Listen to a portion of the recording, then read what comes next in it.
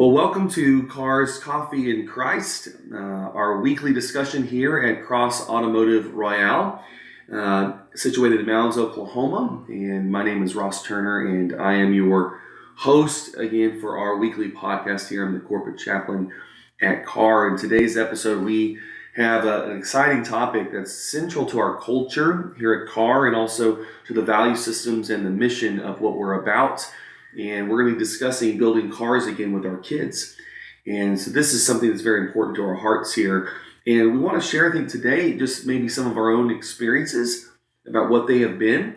But also ask the question, why is this kind of pastime kind of gone by the wayside? I think this is maybe a previous generations, but it's not something of current generations that they practice.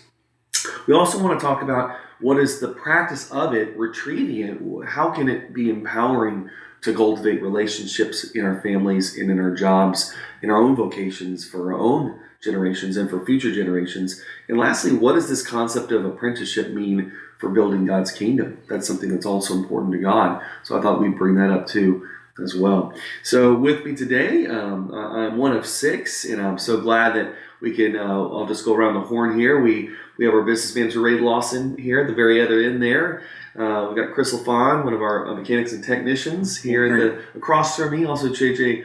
Clark, one of our mechanics and technicians as well. Myself, and then Joshua and Abigail King, our co-founders and co-owners, CEO and CEO respectively, to my left here. So why don't we all start today with just casually sharing just memories of our own experiences. Maybe they've been recent, maybe they've been a long time ago, but maybe some experiences of building and working on vehicles in your family, or maybe with people that were, uncles or grandfathers or things like that too.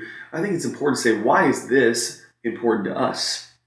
And what are some memories that we can share with our listeners, with each other, because it is so valuable. So who would like to dip the toe in the water this morning and start us off with this? I will start us off as one of the least seasoned in that realm, because the only experience that I had working on cars with my dad was before I got my license. It was basically emergency. This is how you change a flat. This is how you check your fluids. Wow. And this is how you jump a battery. Wow. And so he gave me a little crash course, and that was it. That's so encouraging that he gave you something. Yeah. And there were times that I had to change a flat, and even changing a flat for some of my girlfriends, because they didn't know how. Yeah. But other than that, that's my only growing up experience. Yeah, that was what was passed on. Yeah, that was the only thing passed on. My dad would change the oil on his own cars up to a certain point, and then that's about it. Yeah, I mean, I had my experience. I think I shared on a previous episode was essentially, my dad, when I was about to, get my first car, we got an old, 78 Corvette. We got a great deal on over in Texas and drove it back to Louisiana. And, I remember it was just, well, first of all, it was my dream car, but it was pretty affordable even then, needed some work, but it drove at the time, it was enough that it was there. And, the deal was I had to pay for everything and do all the work on it if I was going to, fix it up, so pulled it back, sat in the garage, and then we would slowly chip away at interior. We did covered the steering wheel and stitched it on because we could do that, changed the upholstery, covered that out. And those are all things I had to buy, and what I could afford, the little shiny bits that you add on to make it go real fast, I put those all on. But all along the way, I think, I started thinking critically about engines, because we had an electrical drain on it, and I was trying to think through that problem. Or that's really where I think I learned a little bit about oil change and, other things like that. I do remember the same thing about, here's how you change a tire. We're gonna take off the spare, we're gonna put it on, we're gonna take it off, put back on the original kind of thing. and just watching my dad probably more do it than I did doing it as a kid. I think, of those elements, but knowing you can, watching him change spark plugs out, knowing that that's something that you can do, but I don't think I had like a deep dive. Like I think there's some guys that just, man, they've been building cars since they were a kid, and they were out there with their dad. I think I didn't learn that until, and I would say, other experiences are also when other men father you in this. And JJ did that for me when we were building our first, building the Cardinal and starting through that process. First time I took out an engine was with JJ, understanding how an engine is built, understanding, what proper building is, the proper way to assess, the suspension and the chassis, and when we need to make critical decisions that are the right and safe thing versus just doing a thing, and making the right decisions and having to cross that road and make those decisions each time. I think it was a really good, fathering experience for my own self. Like, sometimes guys are just a little further down the road than you and they can teach you a lot, and that's a really great experience. I've gotten that from Ray. I've got, I'm learning it about paint body from Chris. I mean, I think everybody is teaching you a little bit further down the road and in and on cars. So. That's great, Josh. Well, I mean, Abby's experience is more than mine. I mean, my father passed on to me a lot of things, but vehicles was not one of them, at all. So, getting even a little bit is helpful. My first experience was having to learn it on the fly, So, my dad passed different things on to me, very, very more thought-based than tactile things, But yeah, that's not something I got to learn from him. It's something I had to learn from someone else. So, but it's encouraging at least that you got that. So, you guys, in your experiences and memories that you'd have that you want to share, just particular formative things in your life with loved ones, with dads, with grandfathers, uncles that passed, car work on to you and let you build with them. When I was 12, with my dad, it was one of those, it's going to be your car thing, but never really ended up with it. But he ended up painting it, and I was, along for the ride, but I never got to, because by the time it was done, I was still only 13. I had 2 cars like that until I was 14. Actually, got a car, got to fix up and keep at that point. But the first one, it was an 82 S10, and my dad taught me how to wire a stereo in it. So, and that carried me pretty far. That was my intro into electrical. And from then I was, wiring friends and their friends and other people's stereos, and I was really pretty interested in things like that. Yeah. So that really turned me on to that depth. That's awesome, JJ. Anyone else? Any of the guys who want to share? Don't have to. Just want to. Yeah, I'll jump in. Yeah. About 8 or 9 years ago, I was interested in a shop for lease, and it was a corner lot. And it was an old 50s Gulf station that had been used for storage for a long time. But anyway, there was a house on the side of it that the landlord wanted to include in the lease. So it was basically the entire corner lot. I didn't really need the house at the time, but I thought how nice would it be to live like literally right next door to my shop. So I leased the shop. I moved the kids into the house. And it was a good way for me to just, kind of be that close to my family while I was running the business. And, my son's 15 now. This is about 8 years ago. But he would constantly come in, and I'd just put him to work, sanding something or whatever. My daughter was probably 16 at the time. She'd come over and help remodel the office, paint. And they kind of got to see the whole process of, from beginning to end, with the restorations. And that time at that property is probably the most bonding experience I had with both of my children, just because I, was within, so close distance to, the kids. They couldn't stay out of there. It was more fun running around in the shop, bringing the guys lemonade in the summertime when it's hot, and that type of stuff. That's awesome, Chris. Well, I really appreciate y'all sharing a few of those things. Obviously, we'll dive a little further into the meaning of that and the reasoning for that and the why. But I thought before we do that, we just kind of like maybe think about why is it something we'd even have to think about retrieving? Because this is just not a very common thing, I think, as much anymore in younger generations. Certainly not in my generation with our kids. So why is that in your thoughts? And again, it's not, I think, just with car building. I think even just the concept of apprenticeship has really been lost. It's very much been lost. So it might be good for us to talk about that for a second before we dive into how do we retrieve it? What's the purpose and the meaning that we need this in our lives? And, why is it so important to God? But why have we lost, I think, one, building cars with our kids, building cars with family members, and why we really lost the concept of apprenticeship with one another. So we can answer both of those or either of those. I got a quick one. Yeah. So I think a lot of that has to do with the complexity of vehicles nowadays. Sure. Not so easy for someone to just go in and show the ropes to their child. That's so complex with wires and modules, CAN bus systems and things of the sort. So that was just something that's really helpful, JJ. Yeah, part of it is just the way it's manufactured. That's just not manufactured with lay people in mind, or it's just that there's a lot more complexity to it, certainly with the electrical work, and it's just more elevated in some sense. Absolutely, that's a great point. Anyone else? Why is maybe that practically been lost, and maybe the concept been lost of just that side by side kind of work? Yeah, I think. Go. No, you go right. Right. I think technology. I mean, JJ touched on the car side, but I mean, just it seems like every young person nowadays is connected to a computer. Yeah. It's a screen time. It's, whenever I was younger, we obviously didn't have the technology that we have now. Kids nowadays can go on a computer, depending on what game or what app they have, they can build a car.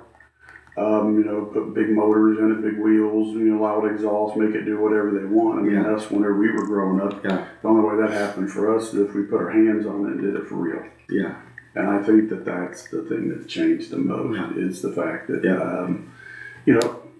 plus, if you look back, kids looked for something to do. Being out in the yard, if they saw dad under the hood of the car, they're going to kind of migrate to that. Whereas now, even a lot of the parents of the younger kids now, aren't under the hood of the car anyway. Yeah.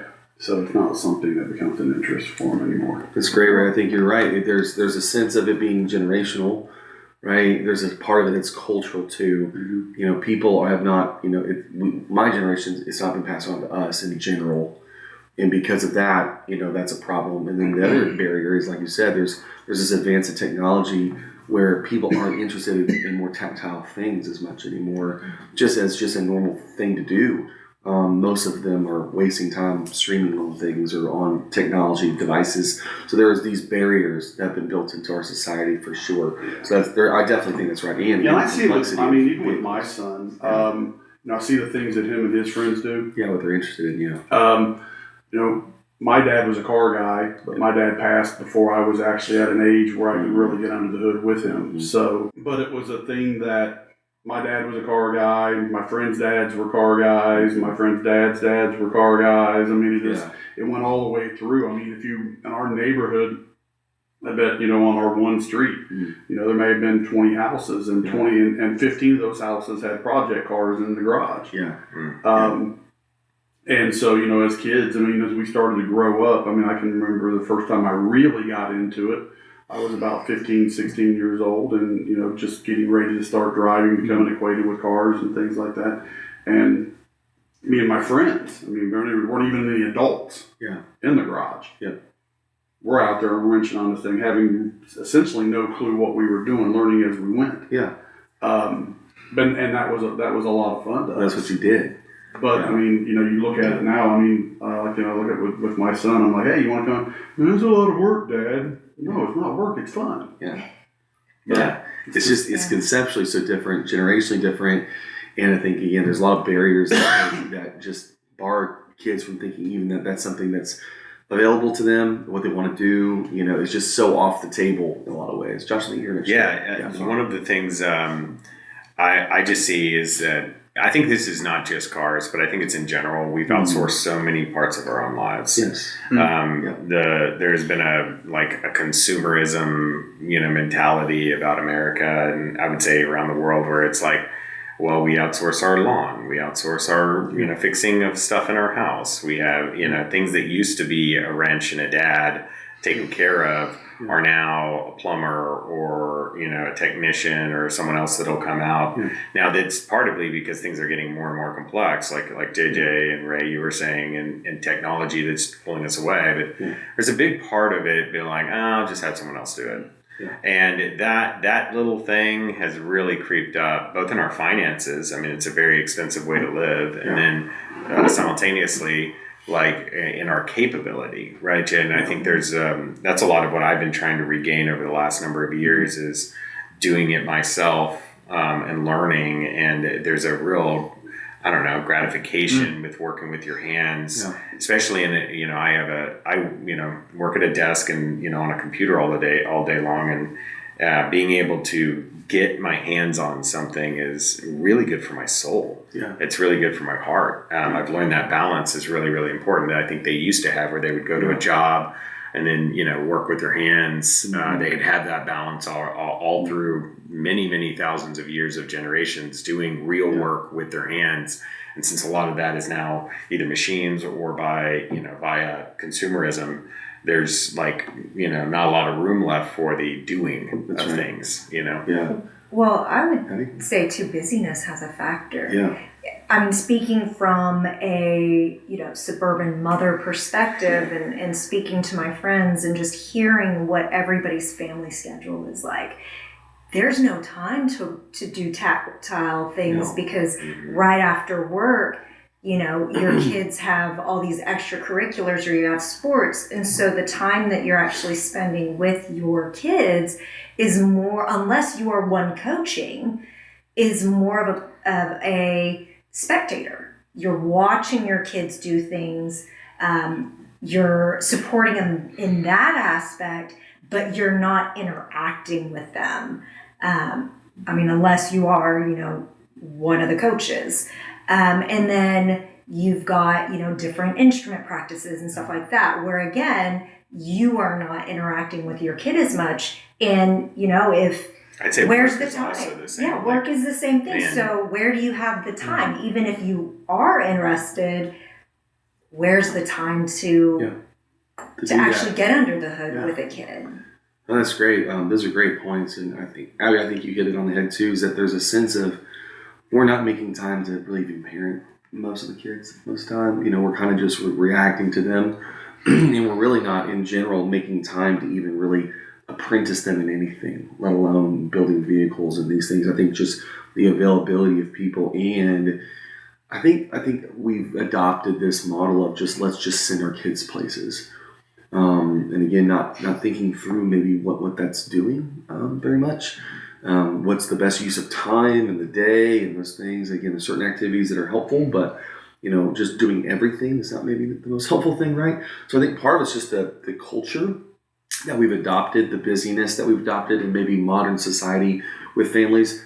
I think you all bring up a lot of really good points about there's technology that's a barrier. There's certainly personal devices that are barriers. There's just the concept of what you do with your time. And then there's just the loss of capability. There's just people are not, again, the amount of lawn care options people have is just mind-boggling to me. I've never paid for anyone to do my yard.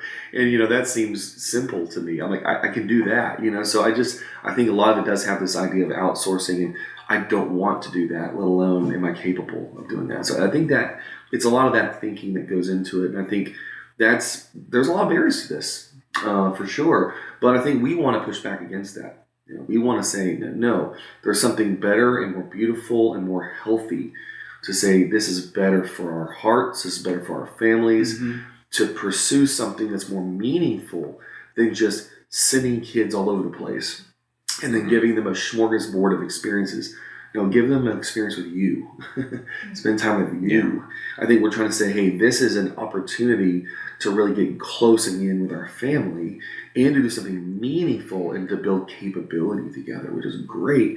So I think this is our third question is, how does building and working on vehicles, again with our kids, how does it have the power to really cultivate our relationships and to cultivate our capability? If you think about for me anyway, when did I see apprenticeship really start to develop and, or be displayed in my life was kind of really early on in school. Yeah. You had all kinds of different various, shop classes that you could take, whether it was metal class, wood class, whatever was automotive. I mean, and if you look now, those offerings, some of them are still, even like home ec. That's right. It's just one of those things that doesn't exist right now. That's right. If you look, some of those are still available for kids, but that's where the apprenticeship really started. And what I noticed was, as a younger person than as an adult, as I saw my kids coming through this before it started to go away, when I would do something in shop class, I would want to go home and replicate that with my parents. Right. My kids did the same thing. Mm-hmm. Whether it was leather class. Because I remember, my daughter, she went through wood shop and she went through leather and she went through some other different things. And I can still remember, putting stamps in leather and painting them or attempting to build this, what turned out to be monstrosity of a birdhouse that we attempted to make. Cool. And our crooked shelf that we ended up doing. Those are the things. It kind of starts with someone leading them into something that carries on into the home. Yeah. Once again, like I said, if it's a parent that has an interest that the kid buys into. Yeah. It used to really, truly be part of education. Whenever you went through, no matter what it was that you're going through, you went through an apprenticeship program. And a lot of those are dissipating as well. That's right. So it's just kind of eliminated or actually kind of dissipated in just our culture as a whole. And I think that has kind of broken that bond with our children and us because there's no introduction to that. Right. There's no introduction. Yeah. I've got a 15-year-old boy who's turning 16 this year, and he's excited to get his license and the freedom of what an automobile offers a teenager. Yeah. And we're on the topic of, family and cars. And I'm thinking I'm going to leverage a little bit of time with my son to get those keys and that freedom to that car. Yes. Maybe a crash course, on how to maintain that vehicle. I've got a vehicle already set aside for him when he's ready. Needs a little bit of work, and now that we're on the topic, I think I'm going to have him do that little bit of work before he gets the keys to this car. So it's a perfect way to apprentice him a little bit. Yeah, it's great, Chris. I think like on apprenticeship, we have to choose it. Right, like even just like you just now, made a choice and said, I'm going to do this. I made a choice with my kids at about 10, we'll start building their car, right? Because I feel like one, I didn't have enough time when I was young, and two, I think it's a commitment to just do that and do it with them and create that time and understanding and pass on that knowledge. But you got to decide it. I think especially today, there's a lot of experts that are saying that apprenticeship is probably one of the most endangered thing with AI because knowledge becomes cheap and easy.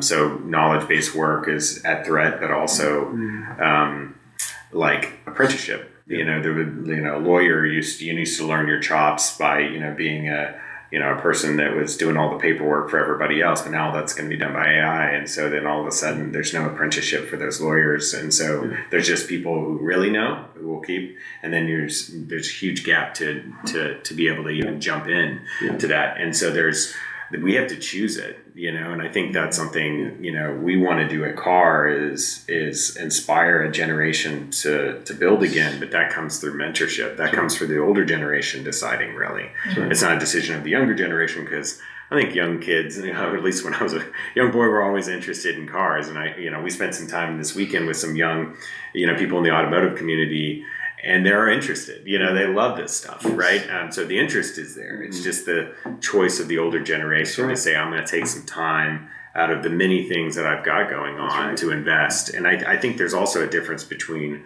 memories and experiences. And memories are things that you carry with you your whole life, right? And we talk about those. They're some of the things that define most car guys and girls that like love this industry. It's like, but just experiences, we have tons of experiences, and people are doing that everywhere, and they don't remember any of that. Abby and I talked about what are the things that our kids are actually going to remember, and the things that they just happened, right? And screens are one of those things that just happens, and get that time back, and you don't really remember what you did during that time. Yeah. But sitting down with your dad, and I'll ask my kids in the next room about changing the oil on our car.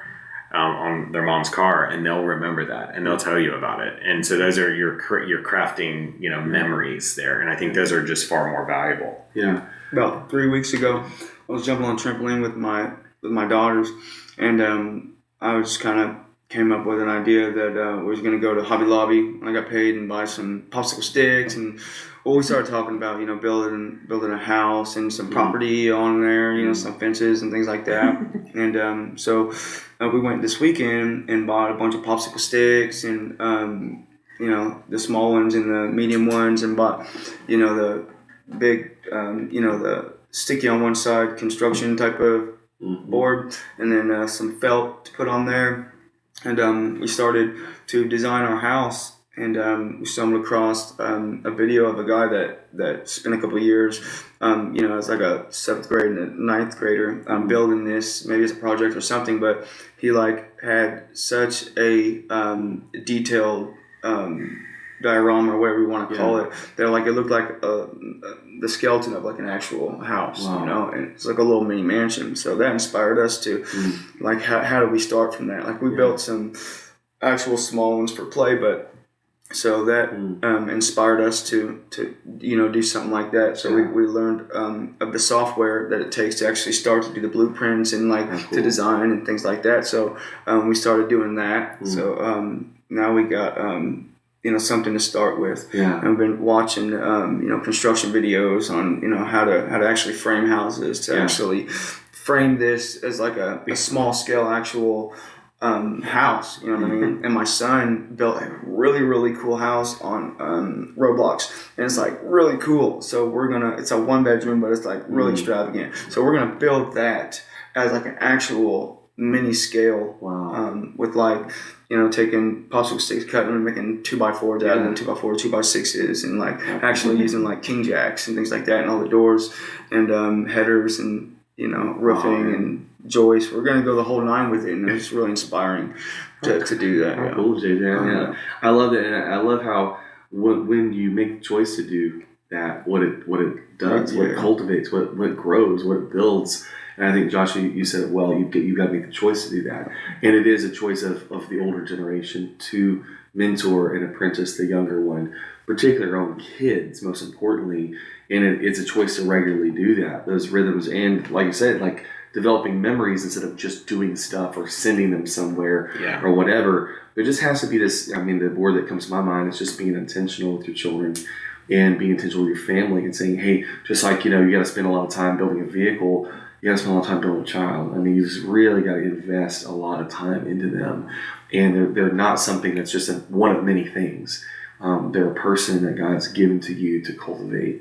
So it takes a lot of intentionality, and it takes that mindset of apprenticeship. And Josh, you brought up how AI is basically trying to shortcut that whole process totally. And then we've got, Ray brought up, I've done a lot of reading of articles about, why has the culture gotten rid of the shop class. I've read a lot of articles on that because I've just wondered about that. It's just because the culture has changed to not valuing that anymore. And the whole process of apprenticeship, and really in many ways blue collar work, which is really disturbing to our culture, because in my view, that's what built our country. So it's just, again, it's like we've lost our identity as a country. Yeah. We've lost our way. Understanding that no one builds things anymore. We just buy things. That's not what the culture should be. I think that's also not what the country was. And so I think, again, we're losing our way there. It's one thing to buy something here and there, but it's another thing to never build anything. And I think our culture needs to pick back up dreaming and building and growing again, instead of just buying and consuming and kind of losing your soul. doing that. So I think that's just something to bridge that. We're going to have to choose that, and we're going to have to get our kids to choose that too, instead of just kind of taking whatever's given to them, and treating culture like a buffet of some kind. So I think, again, you all bring up some really awesome stuff, but I think that the core concept here is with vehicles and with our kids is just the apprenticeship concept. And we'll finish maybe by kind of turning our attention to why this concept is so important to our lives, because it seems like it's built into who we are. This is how God relates to us. I think it's interesting that knowledge is not sufficient enough. I mean, you think about that. Not knowing something is not sufficient enough to really always just know God very well. You can know a lot about God, but not really know Him even at all. So it's really interesting how apprenticeship is how God bridges that gap. So I thought I would read what Jesus does at the very beginning of His ministry. It's a call to apprenticeship. That's what He does. And He says this in Matthew says this in Matthew 4. It says, while walking by the Sea of Galilee, Jesus saw two brothers, Simon called Peter and Andrew his brother, casting a net into the sea, for they were fishermen. So that was their job, their vocation. And He said to them, follow me, and I will make you fishers of men. Immediately they left their nets and followed Him. And going on from there, He saw two other brothers, James the son of Zebedee and his brother John, in the boat with Zebedee their father, doing the mending of the nets. And He called them. Immediately they left the boat and their father and followed Him. So I thought we'd first just say, just real briefly, like, what's the culture there? What's the culture being displayed there in that moment between Jesus, those two sets of disciples, and one of those sets, James and John, their dad? So what's going on there? What's the concept of the culture there about how to build identity, how to build vocation, how to build the path? What's going on there? What do you all think? My son, which a lot of people know, Connor, my second oldest son, he's adopted out of DHS. And whenever he was in DHS, he would go from, and it was tough. I mean, I get it. I mean, we talked about a lot of stuff, but a lot of times he spent time in boys' homes rather than being in foster homes. And in the boys' homes, I mean, they prepared their food, they did their laundry, they folded it, they put it in their drawers, they did everything for them. Yeah. So whenever he showed up at our house, I mean, that's what he expected, was everything was going to be done for him. Well, that doesn't work in the Lawson household. It's not how you apprentice. Things aren't given, things are earned. Right. Yeah. So as we went through things, and the example I'm going to give is whenever Connor was 15 going on 16, Aaron and I went and bought him a car. And basically parked it in the driveway, and we said, okay, this is your car. All you have to do is get your license. That's it. Yeah. Well, that car sat in the driveway for a year. Yeah. Because he didn't have the ambition to go get his license because mom and dad were taking him everywhere. Yeah. So finally I told him, I said, you know what? The car sat there for a year. Sell it. I'm selling the car. And he goes, but I want the car. And I said, well, here's your opportunity to buy it. Yeah. You had a year to get your license and you would have earned the car and your license. You did neither. Yeah. So now if you want it, you're going to need to go get your license and you're going to pay for that. Yeah. And you're going to pay me for the car. Yeah.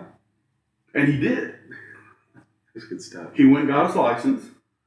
He went and paid for it. You paid me, earned the money to pay for that car, made payments to me till it was done. I haven't made him pay interest. Okay, because I mean, if he'd have bought that car from me, if he'd have financed it, he'd have paid interest. Yeah. It's a real world. Yeah. And then from there, he saved up the money, sold the Focus that we had gotten him, saved up more money, went and bought his Dart. And throughout all that stuff, he was mentored to that mindset. Yeah. Some kids aren't receptive to that. They don't want that. They just want everything given to them. Yeah. So therefore, they don't want to be mentored. So there's not really an opportunity for that apprenticeship because they're not open to it. That's right.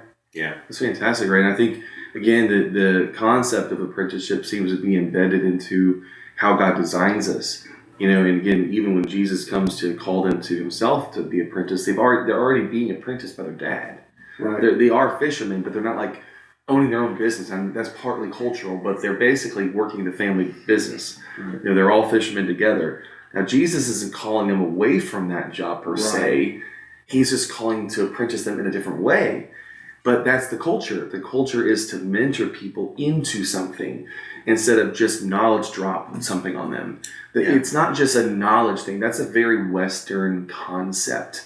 It's a practice. It's a rhythm. It's a lifestyle. And the apprenticeship is kind of the way you bridge all that in culture. And we all know that in our own experience. The only way we learn things is by being shown it. Someone came alongside us, whether it was a parent, a grandfather, uncle, or a teacher or a coach, and then led us to that place to practice it. It wasn't just, here's a book, read that, and now you're ready. It's a lot more than that. So it's certainly knowledge-based, but I think ultimately it's an apprenticeship of moving from one place to another. Jesus seems to say that this is important to the concept of the kingdom. So kind of just final question here, and we can kind of answer this one kind of as a group, however we want to, but how is this concept seem to be therefore important to God? Because it's not just important to our vocations, though it is, but it's also important to our apprenticeship in God's kingdom, to build God's kingdom. So how is this concept, and why is this something we need to value so much? I think, Ray, you said it well in many ways. It really matures the person in a way, right? Anyone else want to share maybe some thoughts, JJ? Yeah, God wants to work alongside us. God wants to mentor us. We would do so good to be an apprentice. Alongside the Lord. Yeah, I love that you said this. Like that seems to be what God's heart is. It's not just like, well, just for these people and for that. Like, no, this seems to be the core of what it is. People always say, "Hey, when I became a Christian, why did I just get zapped and go to heaven?" Because that's not the plan. Yeah. The plan is not just here or there. The plan is to grow. The plan is to get to know God. Well, only God hands out participation. Yeah, that's right. There's no participation. He doesn't. He really doesn't. I mean, again, if you just really think about it, show him go through the motions. Yeah, it's not what he wants. It's just interesting that again, Jesus, he's the Lord of glory. He fully believed that he's the divine God himself in flesh form. He could do it by himself, but he chooses not to. Right. He chooses to invite us to do it with him. I mean, obviously, all of us, if we're working on something, could probably do it ourselves. But we want to teach someone else to do it together. So there's something embedded in there that is so important to God to build his kingdom. So I think if you think about what transfers from this life to the next, it's not the money we make, it's not the cars we'll have, the house we'll have, the business we built, all of these things that we value on earth, right? Yeah. It is character. Yeah. You bring you to eternity. Yeah. And the growth of you with resistance here is so much it's so much richer. And your opportunity to grow here is like an acceleration for the Lord. Because if you have no resistance, heaven is good. You have no resistance. You're never sick. You're never hurt. You don't have to overcome anything. Yeah. How much are you growing there? And how long will it take you in eternity to get the same lesson you can learn with one hard knocks lesson of making a failure here on earth and then overcoming it?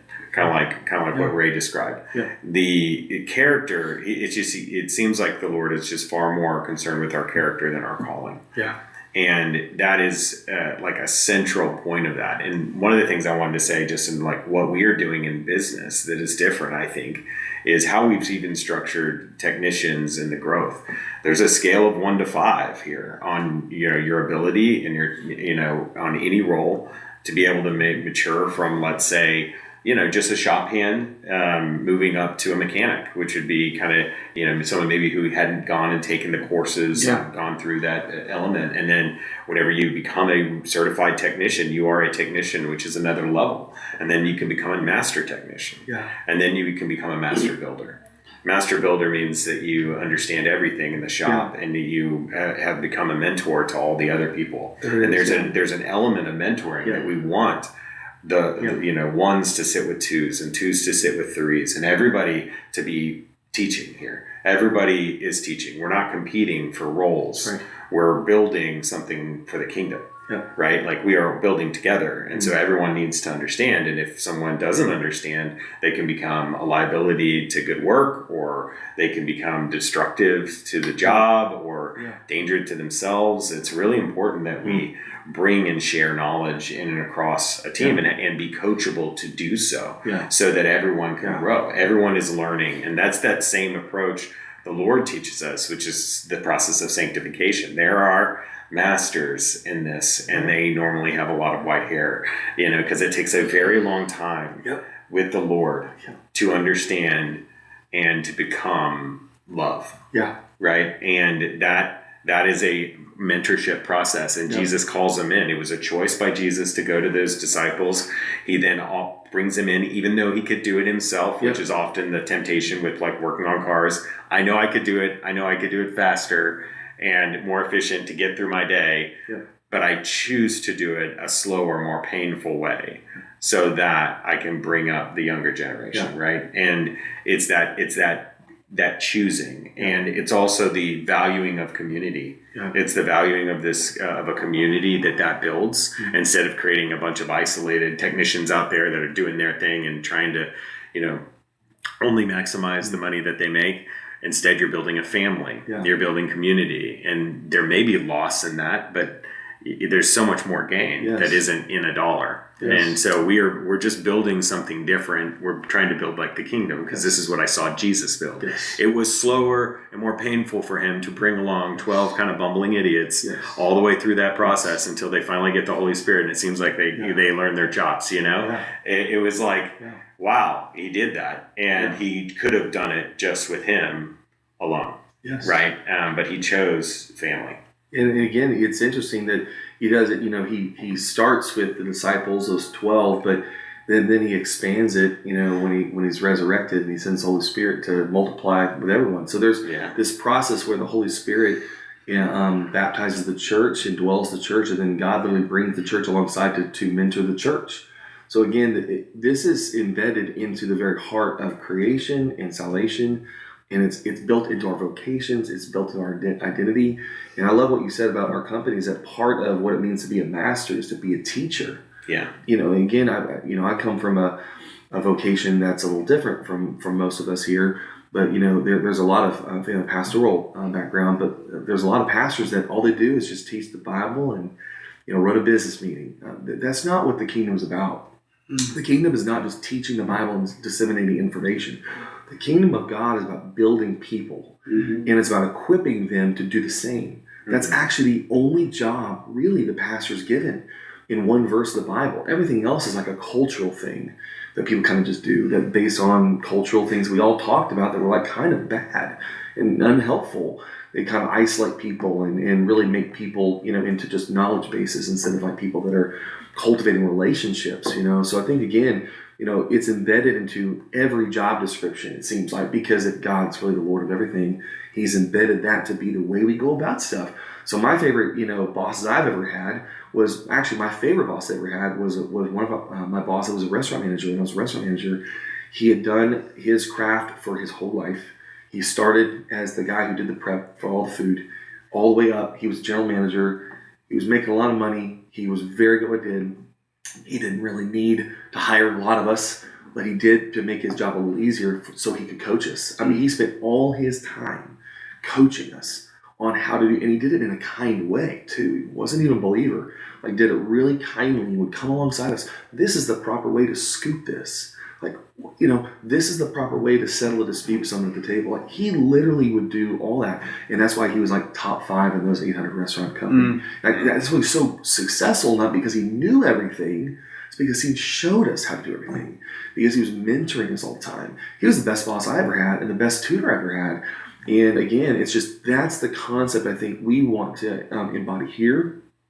And we want to retrieve, I think, too, for the culture. Apprenticeship seems to not just be for car work, but also for the kingdom of God too. So pretty awesome, y'all. And we definitely need to dive a little further into some of these aspects another time, especially with the technology thing. I think that would be helpful for us also. But thank you all for coming today. I know it's an early morning on Monday. That's always extra challenging.